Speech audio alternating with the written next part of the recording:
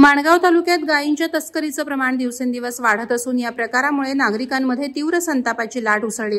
नुकतीच माणगाव पोलिसांनी मोठी कारवाई करत तब्बल 5 पिकअप गाड्या जप्त करून गायींची तस्करी रोखली होती। या घटनेला 2 दिवसही उलटले नाहीत तोच पुन्हा गोरेगाव पोलीस ठाणे हद्दीत गायींची बेकायदेशीर वाहतूक करणारी गाडी पकडण्यात आली।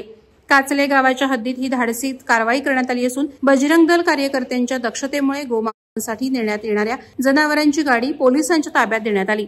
MH06 BG 1272 या क्रमांकाची पिकअप गाडी थांबवून तपासणी करण्यात आली असता त्यात गोवंश 3 जनावरे आढळली। त्वरित गाडी आणि जनावरे पोलिसांच्या ताब्यात देऊन पुढील तपास सुरू आहे। अलीकडेच माणगावात झालेल्या कारवाईनंतर पुन्हा अशा प्रकारची घटना उघड झाल्यामुळे गायींच्या तस्करीवर खरोखरच नियंत्रण आहे की नाही याबाबत प्रश्नचिन्ह उपस्थित झाले।